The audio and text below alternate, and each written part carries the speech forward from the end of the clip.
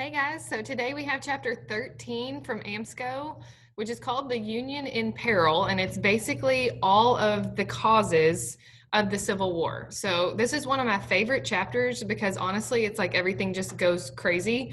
I mean, you'll see, and you read about it in AMSCO. So make sure to watch this whole thing, take really good notes, especially on the red terms, because this is all super important and interesting stuff. So where we left off, we fought the Mexican-American War, which was part of that manifest destiny.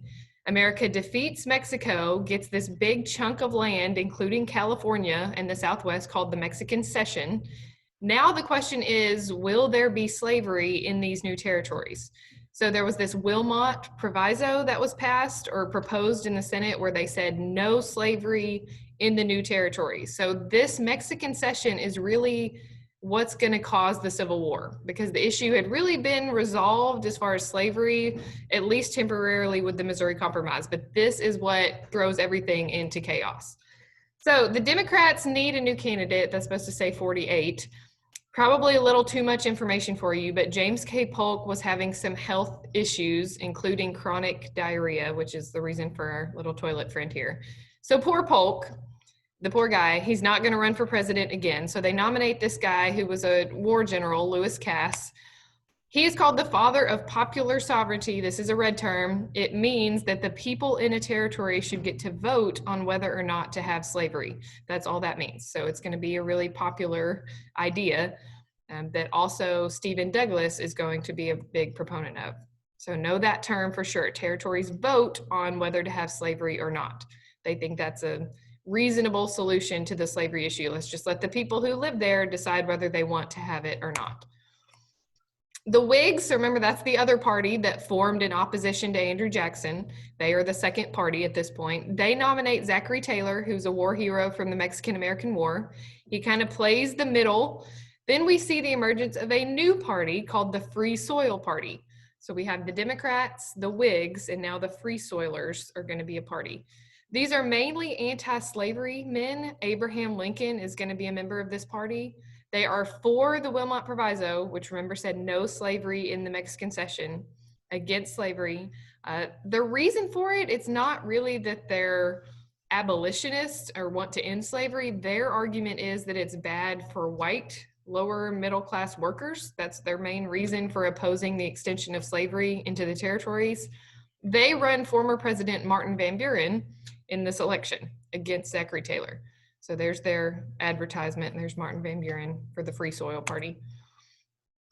This seems unrelated, but it's going to be relevant. So the Underground Railroad, I'm sure you've heard of that. It is a route, a series of safe houses from the South up to Canada, where conductors, the most famous of which is Harriet Tubman, helped get slaves to freedom. So they would go in the night to these different safe houses to where they could eventually make it to Canada to their freedom.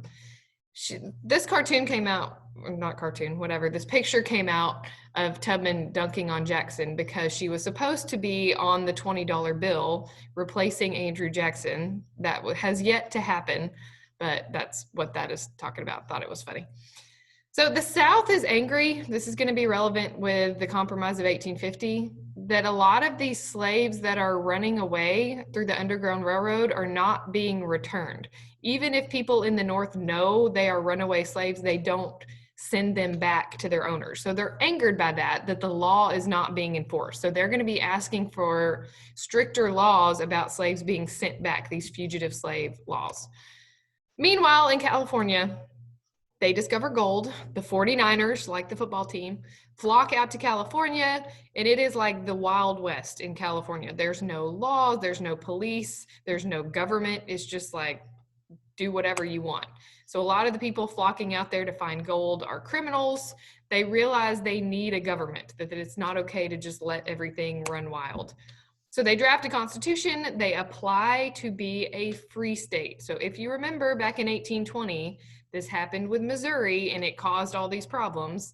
Now California is threatening to upset the balance between free and slave states. So the southern states say, I don't think so. Not gonna happen where we get more free states and slave states in Congress. So we're set up for a problem. The South doesn't have anything to worry about at this point. They're doing well in Congress. as far as the number of representatives.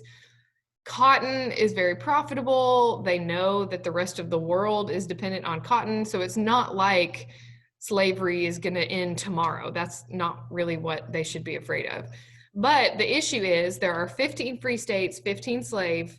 If California comes in, that will upset that balance in favor of the free states. And then they could possibly seek to end slavery in the South. So that is the issue.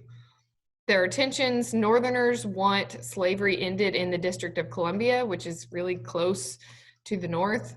So that's going to be a part of this too. So the problem is we need a compromise. So who are you going to call if you need a compromise? That's right. Henry Clay, a push immortal who is still alive, still making compromises at this point. So we'll call them the big dogs. Henry Clay, John C. Calhoun, creepy bird looking guy, who's a big states' rights, South Carolina advocate. And then Daniel Webster. So these guys are getting old at this point, but they're going to meet one last time to make one more compromise to prevent a civil war. So Clay proposes, being the great compromiser that he is, that we have to give the South something if they're going to allow California to come in. So we give the South a stricter fugitive slave law, hopes that they'll get more of their runaway slaves back in exchange for letting California come in. John C. Calhoun, one last time, says it doesn't do enough for states' rights, rejects the proposal, and then dies. So no more John C. Calhoun. Daniel Webster defends Clay's proposal, gives this big 3-hour-long speech that is widely published, trying to convince people to go with Clay's plan for compromise. There are others in Congress, like this guy, call them the Young Guns. We've got the old dogs and the Young Guns. William Seward, he represents this younger, more radical group in Congress that aren't worried about preserving the Union. They're like, let the South secede if they want to. We don't care. We have this higher law, this higher moral obligation to ban slavery, and we shouldn't be worried about upsetting the South. So he and others like him come out against Henry Clay's compromise. So what is going to happen? Luckily for Henry Clay, and really for the country, Zachary Taylor dies. Millard Fillmore becomes president, and he is going to approve the compromise. Taylor probably would not have, and we could have, who knows, gone into a civil war at this point. But Fillmore does approve the compromise. Eventually, North and South accept Clay's compromise. We call it the Compromise of 1850. So we enter, very temporarily, because you know what's coming, this second era of good feelings where everybody takes a sigh of relief. Like, okay, no one is seceding. We're not having a civil war, at least right now. So we can all take a breath for just a second. So the Compromise of 1850, this gets confusing because we have the Missouri Compromise in 1820, made that 3630 line. The Compromise of 1850 is different, and you need to kind of know the parts of each one of those. Compromise 1850, California gets to come in as a free state. Texas, this is kind of a random part of this, is given some money to pay off debts. And then the other big part, the South gets their fugitive slave law. This is like their concession to get the South to agree to let California come in. In the North, this is extremely unpopular. They call it the man-stealing statute. And it has the opposite effect. So instead of getting more of their runaway slaves back, abolitionists and people in the North just blatantly disobey this law. They refuse to honor it. It makes the South really angry because like the one thing that they thought they got out of the Compromise of 1850, now they're not even honoring it in the North.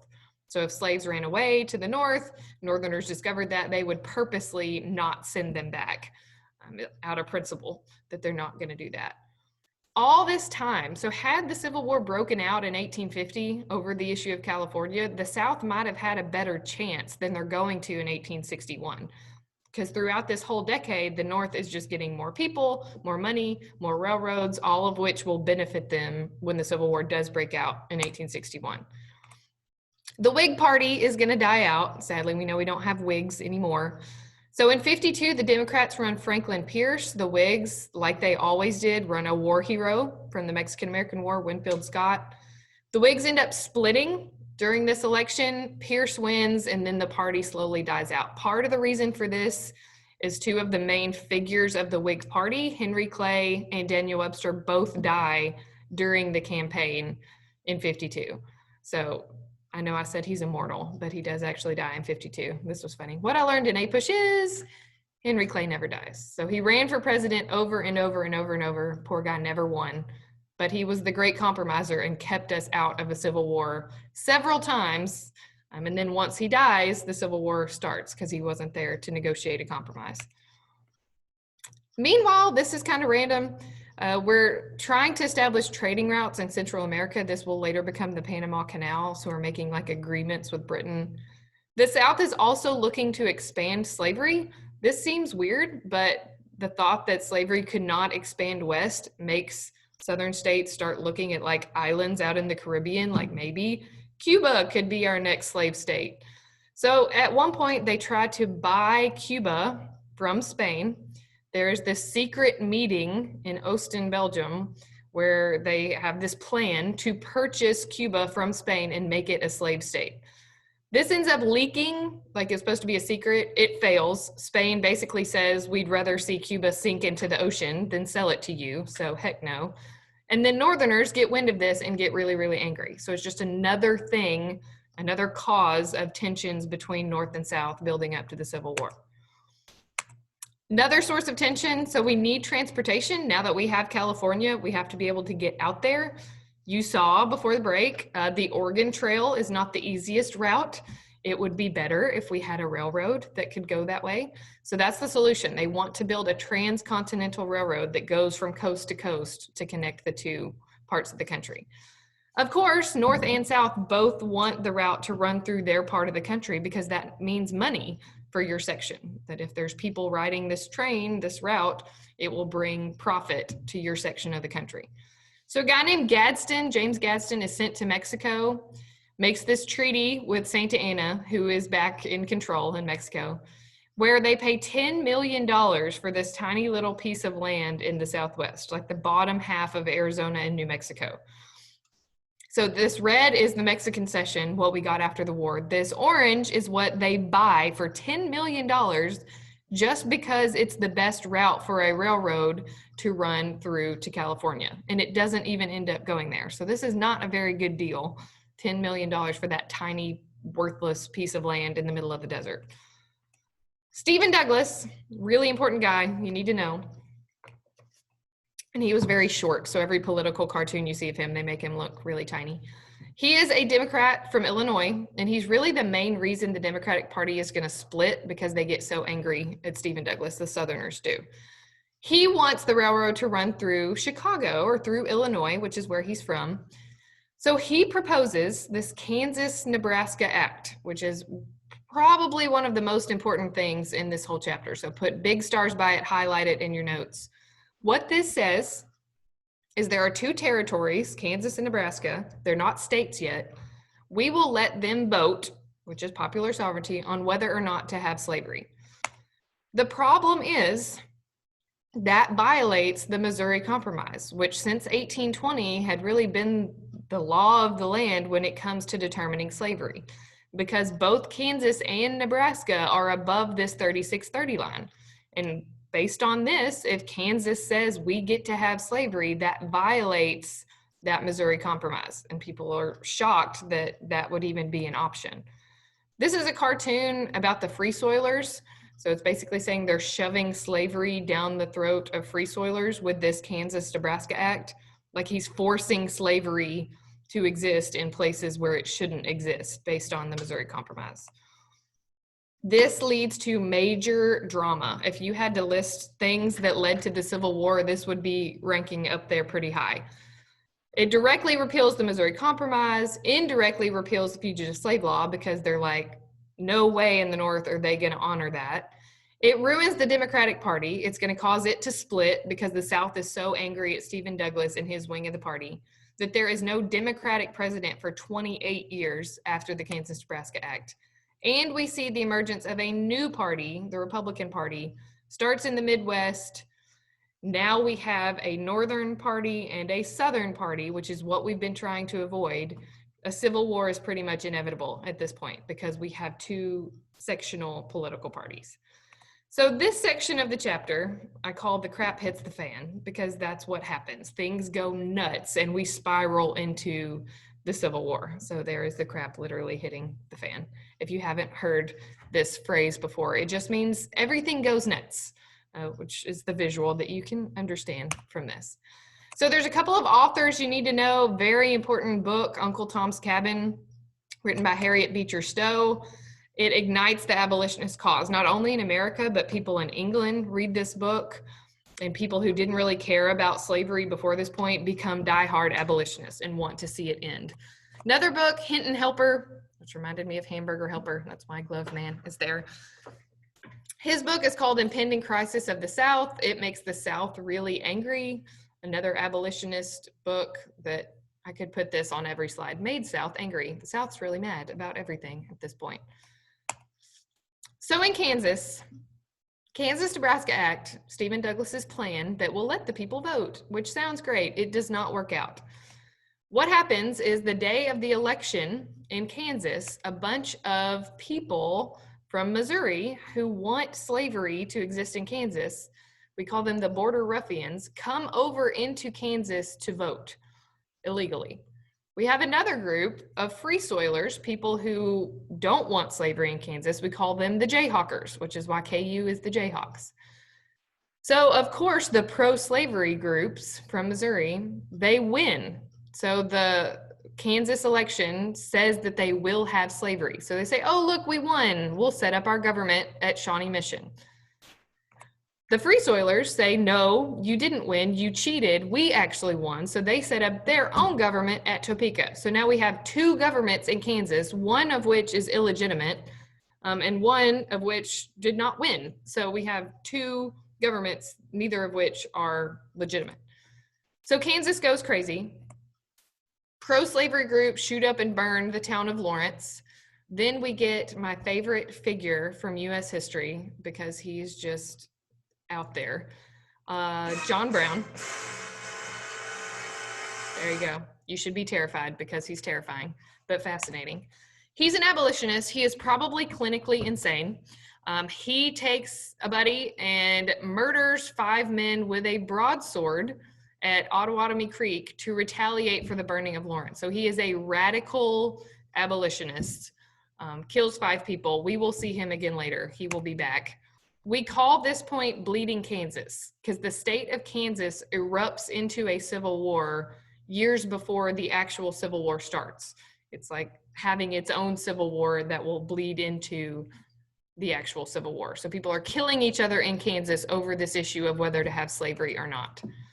In 1857, the pro-slavery government applies for statehood, which of course is not going to go over well.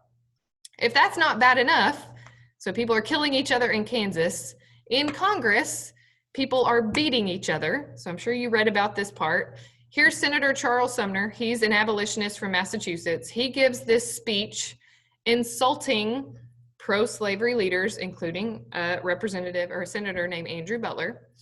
Andrew Butler's nephew, who is a congressman, also Preston Brooks, decides to take it upon himself to defend his uncle's honor, brings a cane into the chamber of the Senate and beats Charles Sumner over the head until he's bleeding and unconscious. This is not just like a bop on the head, like he had to go to Europe for treatment and was never the same again.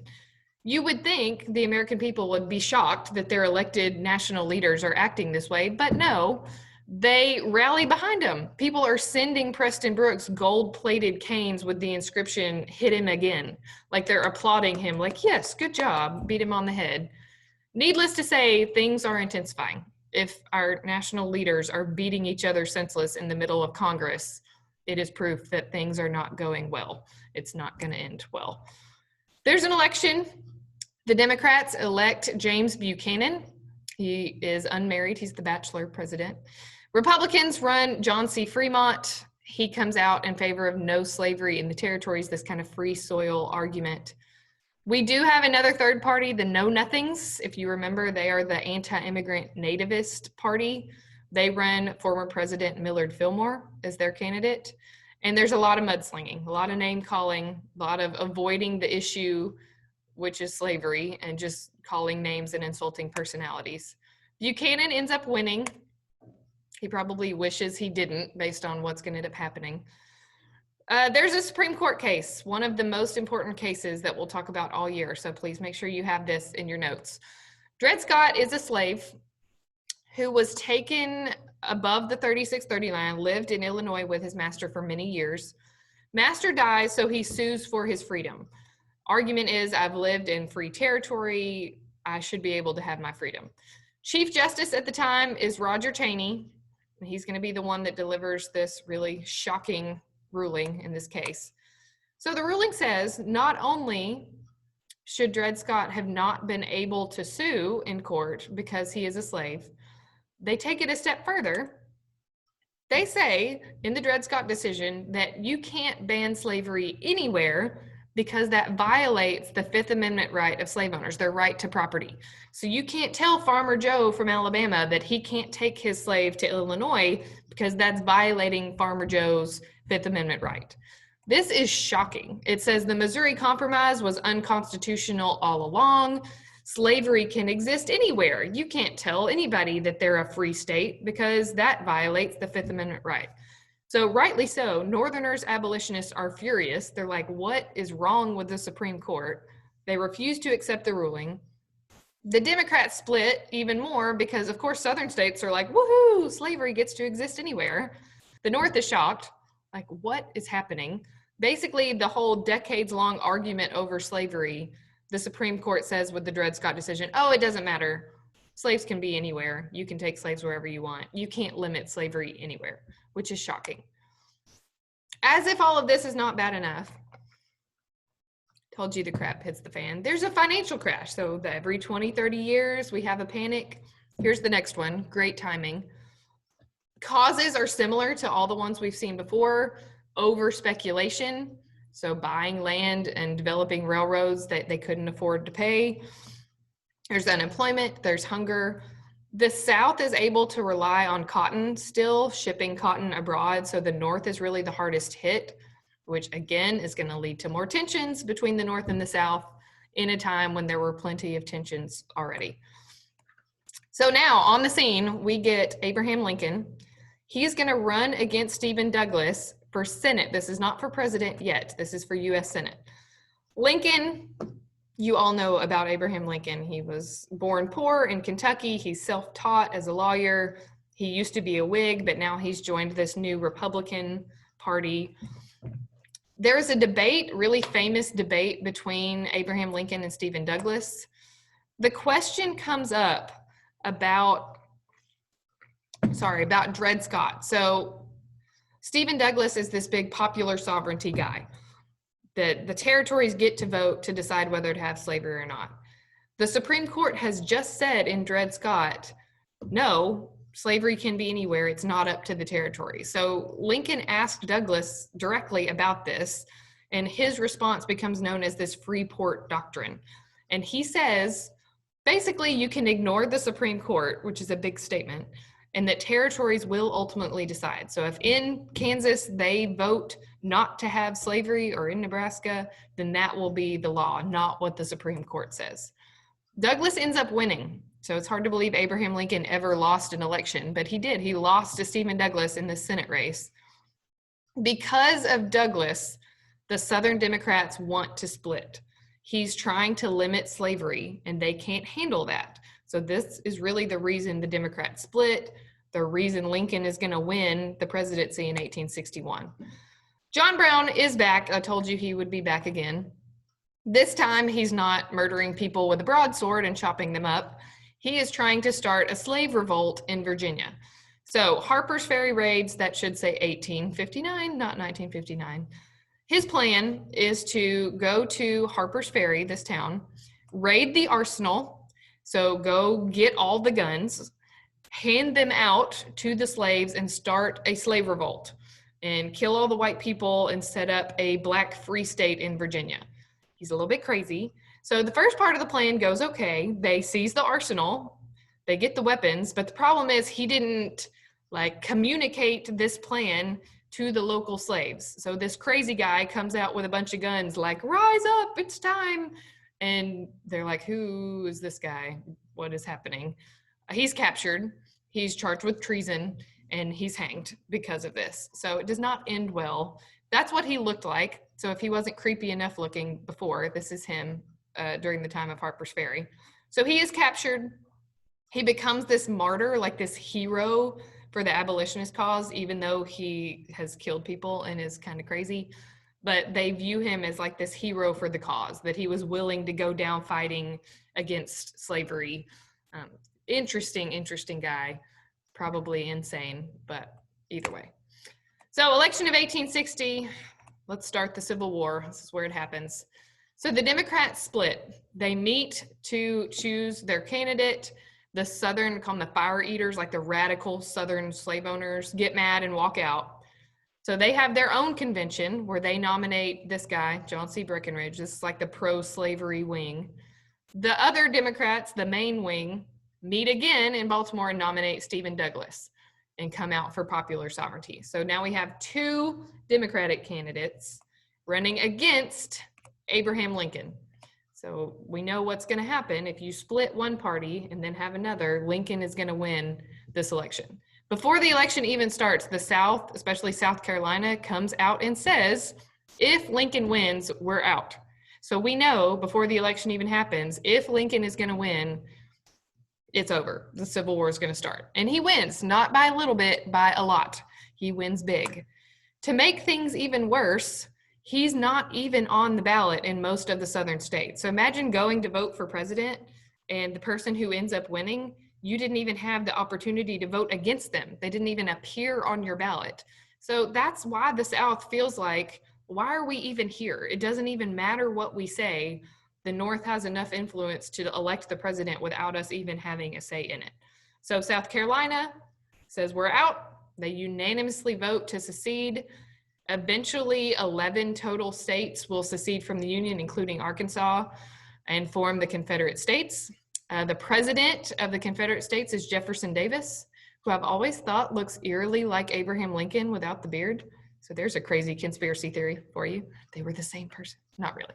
So here's Jefferson Davis, president of the Confederacy. Sorry. Buchanan, meanwhile, is the president still for a few months until Lincoln takes office.